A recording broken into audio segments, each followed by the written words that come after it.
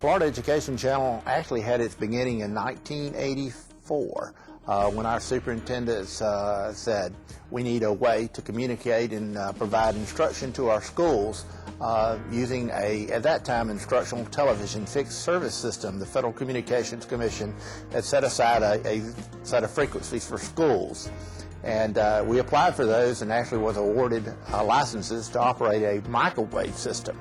And during those first years, we were operating strictly on microwave signals. And most people don't know that our particular consortium is located in the highest point in Florida. Actually, between Chipley, Florida and Paxton, Florida is the highest peak in Florida, 320 feet above sea level.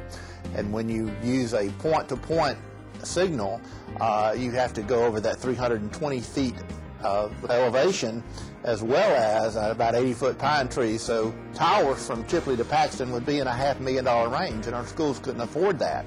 So Paxton we couldn't get to, and Carabel, a little fishing village down in Franklin County, we couldn't get to because of the distance. We're in South Florida, it's flat on the beach. They could cover a lot of area without having to get over those pine trees. Microwave became an inferior technology and an unaffordable technology for our school districts. Sitting in my home one afternoon, we noticed that many of Dish Network's channels on the offerings were blank. I could tell they were active channels because they had numbers by them and not in use. So I picked up the phone and called Dish in Cheyenne, Wyoming at the time, and I asked them what would it take to get on one of your channels. And just about a month earlier, the Federal Communications Commission had set aside and reached a settlement between your national satellite providers, DirecTV and Dish, and the major cable companies, Comcast Cable, Mediacom, Bright House, those kinds of cable companies, were arguing the point that they had local channels and your national satellite people didn't. So in a compromise, the Federal Communications Commission forced DirecTV and Dish Network to open up 5% of their channel capacity to the public, which meant that in 1,000 channels, they had 5 to 10, 15 channels that would have to be made available to the public. We applied.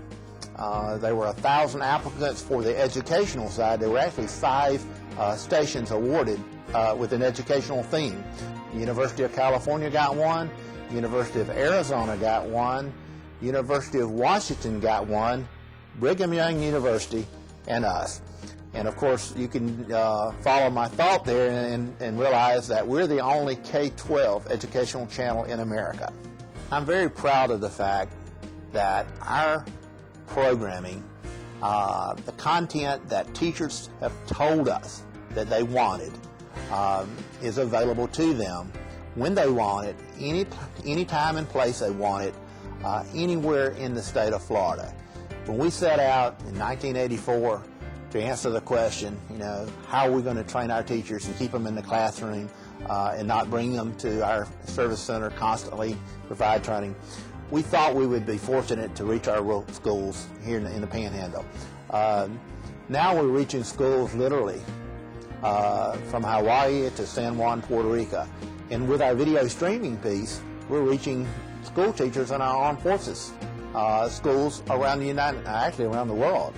I'm most proud of the fact that we have a staff that's best at what they do than anyone in the nation. We have an infrastructure that I think is better than anyone else in the United States for reaching K-12 teachers. So when you take staff and an infrastructure and put them together, you have the best staff development engine in America.